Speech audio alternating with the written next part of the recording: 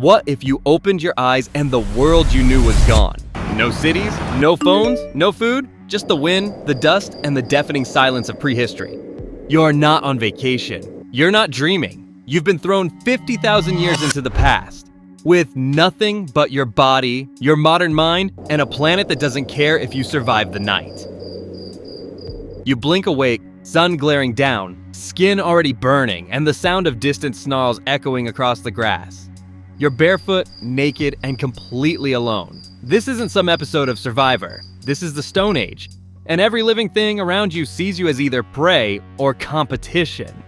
The land is stunning, yes. Open savannas, whispering grass, scattered trees, but it hides danger at every turn. A movement in the brush might be a breeze, or it might be a pack of hyenas, and not the kind you've seen yawning behind zoo glass.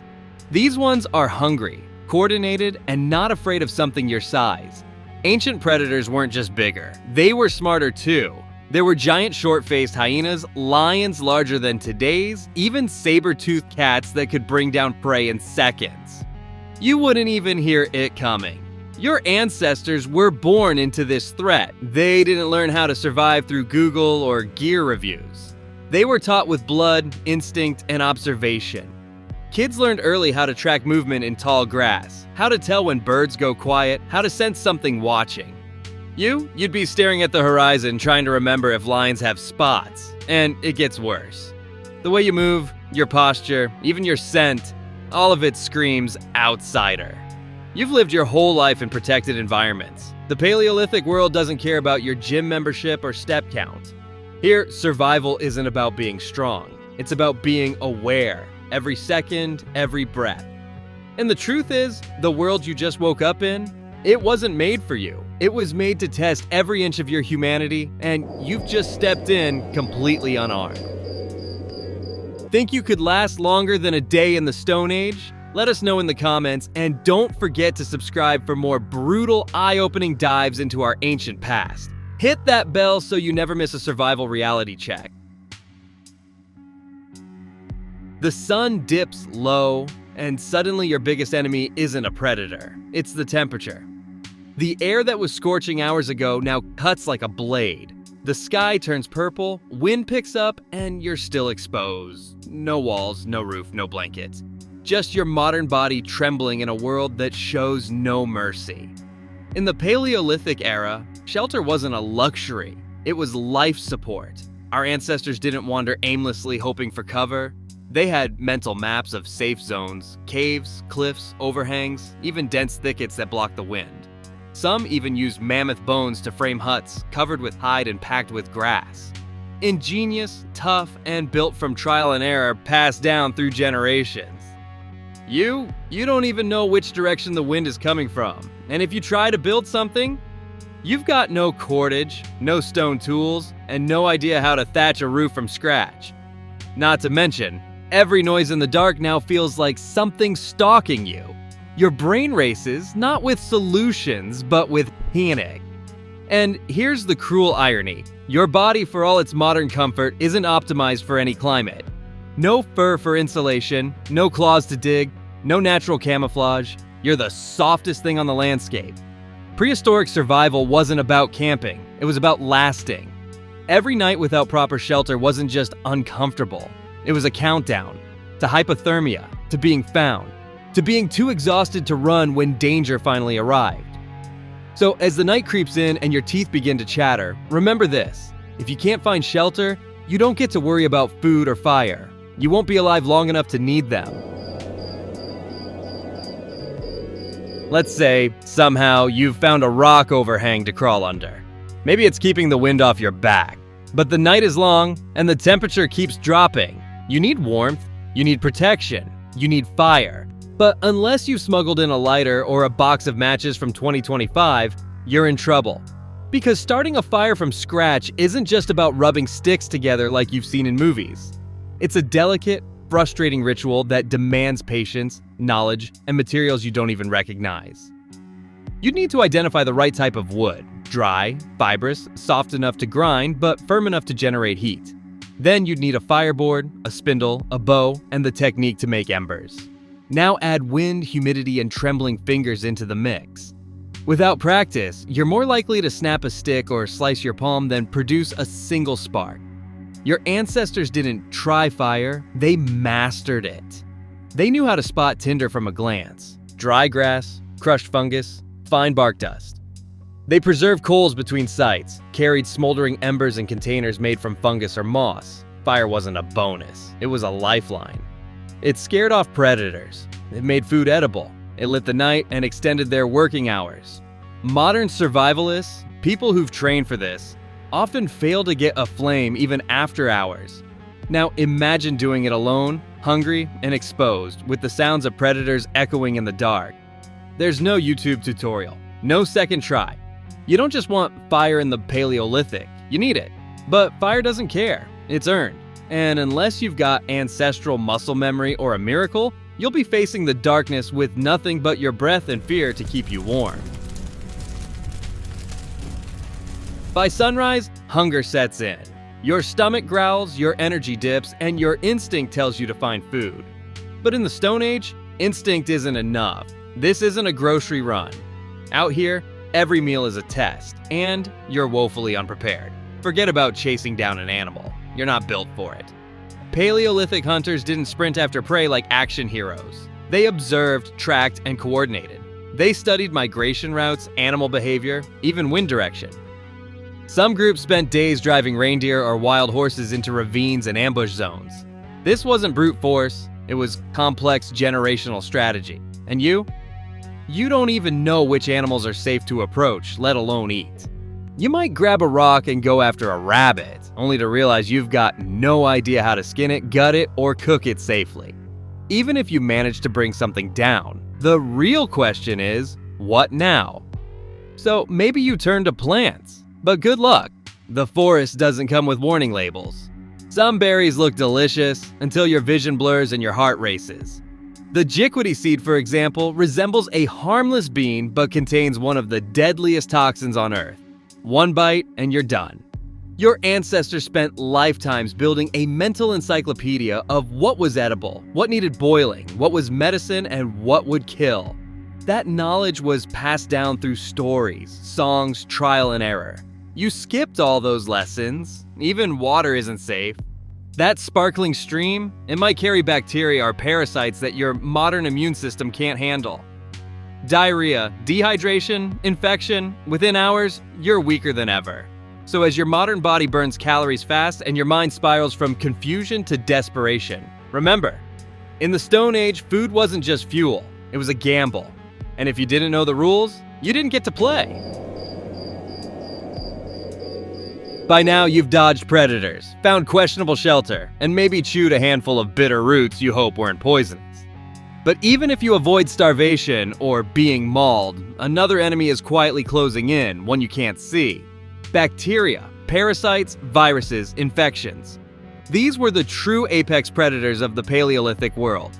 A single cut on your foot from walking barefoot through the brush could swell by nightfall. No disinfectant, no bandages, no antibiotics. Just you, dirt, and a bloodstream that's now under attack.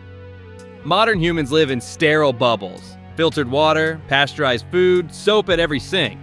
You've likely never had to think twice about what's safe to touch or drink. But in the Stone Age, every sip from a stream could mean parasitic worms burrowing into your body. Every insect bite could carry a deadly fever. Evidence from ancient teeth and bones shows that Upper Paleolithic humans already suffered from blood-borne infections and dental abscesses. Pathogens weren't waiting for the farming era, they've been killing us since day one. Without antiseptics, even minor injuries turned into life-threatening events. A scratch, a splinter, a toothache, all potential death sentences. Even the water, the very thing you need to survive, was treacherous. You don't have the instincts or knowledge to identify a clean spring versus a stagnant, contaminated pool. Your gut has no immunity to ancient microbes. One mouthful could wreck your insides for days. Days you don't have. And there's no hospital to save you, no clean bed to rest in.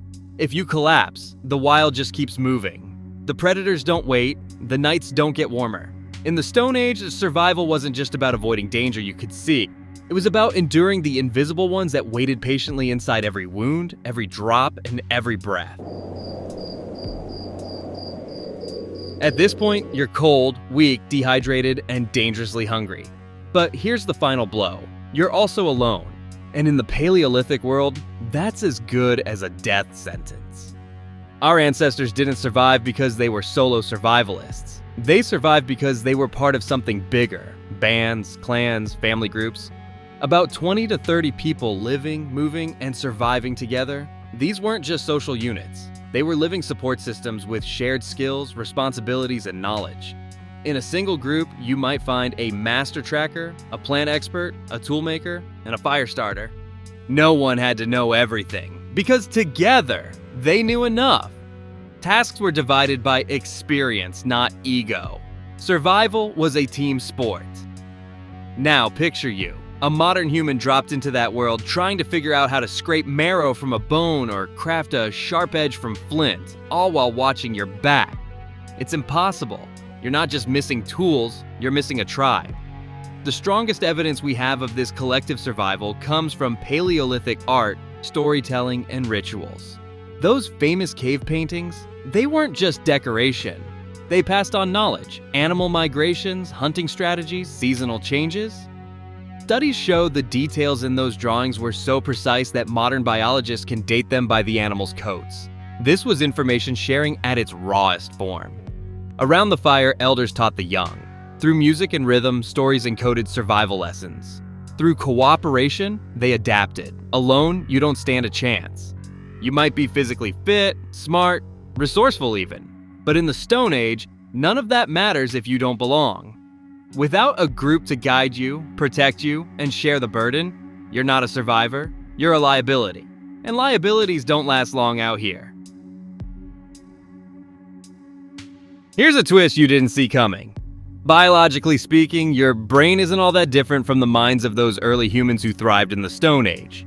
Structurally, we're the same species. You share the same capacity for logic, creativity, memory, and language as someone who painted bison on a cave wall 30,000 years ago. So why wouldn't you make it? Because while your hardware is the same, your software is wildly out of date. You weren't raised tracking animal prints or reading wind shifts. You weren't taught to sniff out rain, locate edible roots, or listen to the silence of birds as a warning sign. You learned to swipe, tap, and Google. Useful today, useless out there. Studies show that Paleolithic children grew up immersed in survival training. From the moment they could walk, they watched their elders butcher game, treat injuries with herbs, and map landscapes by memory. Every task, every ritual, every story was encoded with data: what to eat, where to go, when to move. And over generations, that knowledge got sharper, passed down, refined, improved. Your advantage, modern education, better nutrition, access to knowledge, might make you a quick learner. But quick in the Stone Age isn't enough. You'd need to rewire your instincts, and fast. Learn by failing, and hope those failures aren't fatal. Worse still, you lack the physical conditioning. Paleolithic humans walked dozens of miles a day, climbed cliffs, sprinted after prey. You sit mostly. Your ancestors were built for endurance and pain tolerance. You're built for efficiency and comfort. So yes, you've got the brain, but without the training, the culture, and the muscle memory, it's like having a high-performance engine with no idea how to drive. In a world that punishes mistakes immediately, that knowledge gap is fatal. Let's be honest, if you were dropped into the Stone Age right now, naked, alone, and unprepared, you wouldn't make it. Not for a week, maybe not even for a day. You'd be outpaced by predators, outwitted by nature, and outlasted by the cold. Not because you're weak, but because survival back then required a kind of wisdom and resilience we've spent centuries evolving beyond. But here's what matters most. That's not a failure. It's a sign of how far we've come. Your ancestors faced the deadliest conditions on Earth with nothing but stone tools, fire, and raw determination. They battled saber-tooths, endured ice ages, learned to track herds and store food, and built communities that kept the flame of humanity alive. They didn't just live, they adapted, innovated, and passed it forward. Every scar, every lesson, every triumph became part of the human code.